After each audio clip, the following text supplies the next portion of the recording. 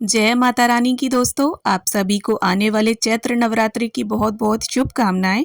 माँ भगवती की कृपा आप पर और आपके परिवार पर सदैव बनी रहे, इसी मंगल कामना के साथ आज के इस वीडियो में मैं आप सभी को चैत्र नवरात्रि की सरल और संपूर्ण पूजा विधि करके दिखाऊंगी। तो नवरात्रि प्रथम दिन की स्थापना की और पूजा की संपूर्ण विधि मैं करके दिखाने वाली हूँ आप सभी को, जिससे आपके मन में जो भी डाउट्स हो वो क्लियर हो जाएं।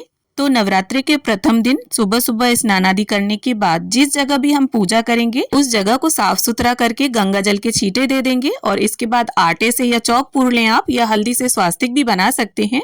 और इसके बाद हम चौकी लगाएंगे, चौकी के ऊपर लाल या पीले रंग का वस्त्र बिछा लेंगे। और देखिए, स्थापना आप अपने घर के मंदिर के आसपास भी कर सकते हैं, और मंदिर के आसपास अगर जगह ना हो तो फिर आप ऐसी जगह पर स्थापना करें जहां पर डिस्टरबेंस कम हो, क्योंकि एक बार जब हम माता रानी की स्थापना कर लेंगे तो पूरे 9 दिनों तक हमें वो चौकी हिलानी नहीं है। तो इस प्रकार से मैंने चौकी पर लाल रंग का वस्त्र बिछा लिया है। अब अक्षतों पर या फूलों के आसन पर हम माँ भगवती के स्वरूप माँ दुर्गा को विराजमान कर लेंगे, और जो भी देखिए आपके पास मूर्ति हो, फोटो हो, उसे विराजमान करें और नई की जरूरत नहीं है। पहले की जो भी मूर्ति या फोटो हो हम वही लेंगे। अब साथ ही अक्षतों के आसन पर यहाँ प्रथम पूज्य गणपति जी को विराजमान हम कर लेंगे। अब देखिए, यहाँ पर हम कलश स्थापना करेंगे। चूंकि संपूर्ण विधि मैं आप सभी के साथ शेयर कर रही हूँ तो यहाँ पर हमें कलश स्थापना करना भी अनिवार्य है। तो अक्षतों की हेल्प से यहाँ पर अष्टदल कमल की आकृति हम बना लेंगे। अगर आपके पास समय ना हो तो थोड़े से ऐसे ही चावल रखकर उसके ऊपर भी आप कलश स्थापित कर सकते हैं। अब यहाँ पर पीतल का, तांबे का या मिट्टी का हम कलश ले लेंगे। तो यहाँ पर पीतल का एक कलश ले लिया है मैंने, उसके कंठ पर मोली बांध ली है, रोली से स्वास्तिक बना लिया है। अब सबसे पहले कलश के अंदर हमें गंगा जल डालना है और फिर इसके बाद शुद्ध जल से उसे कंठ तक हम भर लेंगे। देखिए, कई लोग जल से भरने के बाद गंगा जल डालते हैं, तो ऐसा ना करें। पहले गंगा जल फिर जल, इसके बाद हल्दी, सिक्का, सुपारी, ये सभी वस्तुएं हम डाल देंगे, अक्षत डाल देंगे। और माँ दुर्गा के पूजन में देखिए लौंग और इलायची का विशेष महत्व होता है। तो एक लौंग का जोड़ा, एक इलायची और थोड़ी दूब घास हम डाल देंगे। माँ दुर्गा को दूब घास भी चढ़ाई जाती है। इसके साथ ही यहाँ पर मीठे के लिए मैं बताशा डाल दूंगी, आप मिश्री या चीनी भी डाल सकते हैं। इसके साथ ही हमें चाहिए आम के कुछ पत्ते। तो 5, 7, 9 इस संख्या में हमें पत्ते लेने हैं। और अगर आपको आम के पत्ते ना मिले तो हमारे शास्त्रों में पंच पल्लव बताए गए हैं, यानी 5 पेड़ों के विभिन्न प्रकार के पत्ते, जिनमें देखिए आता है पीपल, बरगद, आम, गूलर और पलाश। आप इनमें से भी किसी के पत्ते ले सकते हैं और उन्हें देखिए सभी को हम चंदन और रोली से टीक लेंगे। इसके साथ ही हमें चाहिए एक जटा वाला पानी वाला नारियल, और उसको भी हम चंदन और रोली से टीका कर लेंगे। अब देखिए, नारियल पर लपेटने के लिए नवरात्रि के टाइम पर नारियल की चुनरी आती है, वो आप लपेट सकते हैं, या लाल रंग का कोई भी वस्त्र लपेट सकते हैं। और अगर वस्त्र ना हो तो आप नारियल पर कलावा लपेट दें।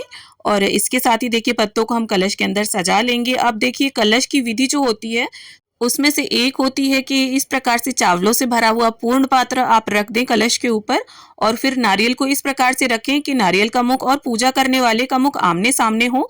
तो नारियल को मैं यहाँ इस प्रकार रख रही हूँ, आपको जैसा मन हो आप वैसा स्थापित करें। इसके बाद कलश को हम अष्टदल कमल के ऊपर स्थापित कर लेंगे। तो अब चलिए हम ज्वारे बोते हैं। तो इस प्रकार से एक मिट्टी का हमें कुंडा ले लेना है। आप चाहें तो किसी भी साफ पात्र में या थाली में जौ बो सकते हैं। तो यहाँ गंगा जी की रेत है मेरे पास, तो मैंने वो ली है। आप किसी भी साफ सुथरी जगह की मिट्टी को लेकर सुखाकर और छान लीजिए, उसमें कंकड़ ना हो। और इस प्रकार से रात्रि में ही मैंने जौ भिगो दिए थे। तो भीगे हुए जो जौ हैं वो काफी अच्छे उगते हैं और रेत में भी काफी अच्छे जौ उगते हैं। अगर आपको मिल जाए तो आप रेत का ही प्रयोग करें। और कई लोग देखिए गेहूं बोते हैं, कई लोग मिक्स करके बोते हैं। तो जैसा आप चाहें आप उस तरह से जवारे बोलें, और एक लेयर ऊपर से हम मिट्टी या रेत की डाल देंगे। और ज्यादा ऊपर तक हमें रेत या मिट्टी नहीं भरनी है। और जो भी पात्र आप लें उसे चंदन और रोली से टीक लें, कोई भी वस्तु हमें खाली नहीं छोड़नी है। और इस प्रकार से कुंडे के ऊपर हमने कलावा बांध दिया है। अब हम जवारों को भी माता रानी के बगल में स्थापित कर लेते हैं। और अब चलिए हम नवग्रह बना लेते हैं। तो इस प्रकार से हमें देखिए 9 चावल की ढेरी लगानी है। तो इस तरह से एक समान 9 ढेरी हमें लगानी है, और बिना टूटे चावल होने चाहिए। टूटा हुआ चावल पूजा में प्रयोग ना करें। और देखिए, अगर आपके पास समय ना हो या फिर आपके यहाँ चूहे वगैरह आते हो तो आप सिर्फ 9 सुपारी रखकर भी नवग्रहों की स्थापना कर सकते हैं। या फिर आप मार्केट से तांबे का एक आता है नवग्रह का यंत्र, वो किसी भी पूजा पाठ की शॉप से लेकर आप आ सकते हैं। कुछ एक 50 या 100 रुपए में वो आ जाएगा। अब इन 9 चावल की ढेरियों के ऊपर हम इस प्रकार से सुपाड़ियाँ रख देंगे और सुपाड़ियाँ भी देखिए टूटी-फूटी ना हो, एकदम साबुत सुपाड़ियाँ आपको प्रयोग करनी है। और ये देखिए वैसे नवरात्रि के पूजन में कुछ लोग षोडश मातृकाएँ भी बनाते हैं, तो अगर आप बनाना चाहें तो बना सकते हैं और वैसे माता रानी में सभी माताओं का स्वरूप है।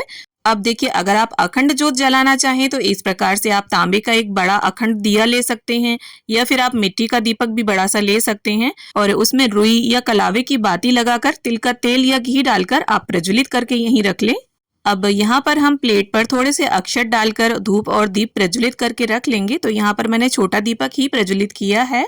अब साथ में ही देखिए गंगा जल और एक आम के पत्ते की सहायता से स्नान की भावना से हम सभी को छींटा दे देंगे और चौकी का भी पवित्रीकरण कर लेंगे। और हमने जो जवारे बोए हैं तो इसी समय पर हम जवारों को भी सींच लेंगे थोड़ा सा पानी डालकर। बहुत अधिक पानी आपको नहीं भरना है, बस थोड़ा थोड़ा ही छींटा मारना है। अब देखिए स्नान के बाद वस्त्र की भावना से यहाँ गणपति जी को हम कलावा समर्पित करेंगे। माता रानी के लिए अगर आप चुनरी लेकर आए हैं तो वो समर्पित करें। तो यहाँ पर मैंने लाल रंग की चुनरी अर्पित कर दी है और नवग्रहों को भी वस्त्र की भावना से यहाँ पर हम कलावा अर्पित कर देंगे। अगर आप कोई नया वस्त्र लेकर आए हैं नवग्रहों के लिए तो वो अर्पित करें और माता रानी के लिए अगर आप चुनरी लेकर ना आ पाए तो कोई भी कोरा लाल वस्त्र आप अर्पित कर सकते हैं। अब इसके बाद सभी को हम तिलक कर लेंगे। माँ भगवती को, माँ भगवती के वाहन सिंह को, कलश देव को, नवग्रहों को, दीप देव को, सभी को हम तिलक कर लेंगे। और तिलक करने के बाद जिस तरह से हम तिलक पर चावल लगाते हैं ठीक वैसे ही सभी को चावल अर्पित करेंगे। और देखिए अगर आपकी चौकी में स्पेस कम है तो आप जवारों के ऊपर भी कलश को स्थापित कर सकते हैं। बहुत से लोग ऐसा भी करते हैं। तो इस प्रकार से सभी को अक्षत अर्पित करने के बाद अब हम गणपति जी को लाल रंग का पुष्प और धूप घास अर्पित करेंगे। माता रानी के लिए अगर आप फूलमाला लेकर आए हैं स्थापना वाले दिन तो वो समर्पित करें, वरना खुले फूल भी अर्पित कर सकते हैं। और हो सके तो माँ को लाल रंग के फूल अर्पित करें। माता को लाल रंग अति प्रिय होता है और इसके साथ ही आपके पास जिस भी रंग के फूल हो आप वो सभी को समर्पित करें। और पूरे नवरात्रि में आप किसी भी एक दिन, चाहे स्थापना वाले दिन या समापन वाले दिन, माता रानी को श्रृंगार का सामान जरूर समर्पित करें। उसमें आप कोई भी 5 चीजें या 16 श्रृंगार भी समर्पित कर सकते हैं। तो इस प्रकार से माता रानी से छुवाकर इसे हम यहीं चौकी पर रख देंगे। अब देखिए माता रानी के भोग में बताशे का भोग विशेष होता है। तो अगर आपको बताशे मिल जाते हैं तो एक लौंग का जोड़ा उनके ऊपर रखकर आप इस प्रकार से माता को समर्पित करें। और घर पर जो भी ऋतुफल उपलब्ध हो उनका भोग रखें। मेवे, मिष्ठान, किसी भी वस्तु का भोग आप रख सकते हैं। और इसके साथ ही जल का भोग रखना ना भूलें। जिस प्रकार से खाने के बाद हम जल पीते हैं ठीक उसी प्रकार से। और अपने यथाशक्ति कुछ दक्षिणा भी अवश्य अर्पित करें और दक्षिणा भी आपको एक ही दिन अर्पित करनी है। अब देखिए स्थापना वाले दिन या समापन वाले दिन एक पान के पत्ते पर एक लौंग का जोड़ा, इलायची, बताशा और सुपारी रखकर हम इस प्रकार से माता रानी को समर्पित करेंगे। अब देखिए अगर आप दुर्गा चालीसा पढ़ते हैं, दुर्गा सप्तशती का पाठ करते हैं तो सीधे हाथ में पुष्प या अक्षत लेकर हम वो पाठ संपूर्ण कर लेंगे। अब देखिए नवरात्रि के पूरे 9 दिनों में रोज हवन किया जाता है। तो हवन के लिए आप मिट्टी का कोई भी पात्र ले सकते हैं। तो यहाँ पर मैंने मिट्टी का एक कुंडा ले लिया है।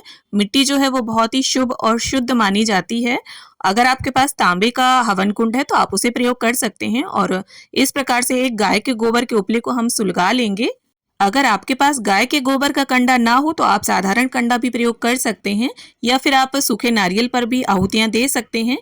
तो इस तरह से हवन कुंड के नीचे आप एक पात्र रख लें जिससे कपड़ा जो है वो जले ना। इसके बाद सबसे पहले देखिए आहुतियां घी की दी जाती हैं। तो आप 5-7 पहले घी की आहुतियां दें।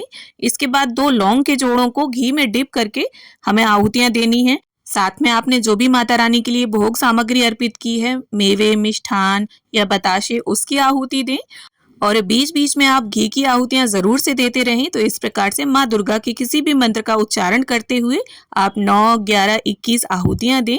और ऐसा माना जाता है कि अग्नि के माध्यम से जो भोग है वो सीधे देवी देवताओं को स्वीकार होता है। अब इसके बाद प्रेम पूर्वक हम गणपति जी की, माता रानी की, कलश देव की, नवग्रहों की, सभी की आरती उतार लेंगे।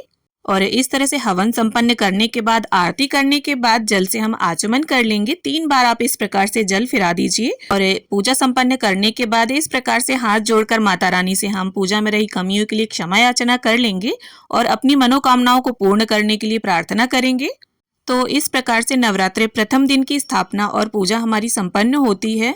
उम्मीद करती हूँ वीडियो को देखकर आप सभी को हेल्प मिले। वीडियो अगर थोड़ी भी अच्छी लगे, थोड़ी भी हेल्पफुल हो तो वीडियो को लाइक करें, शेयर करें और मेरे साथ जुड़े रहने के लिए चैनल को सब्सक्राइब कर लें।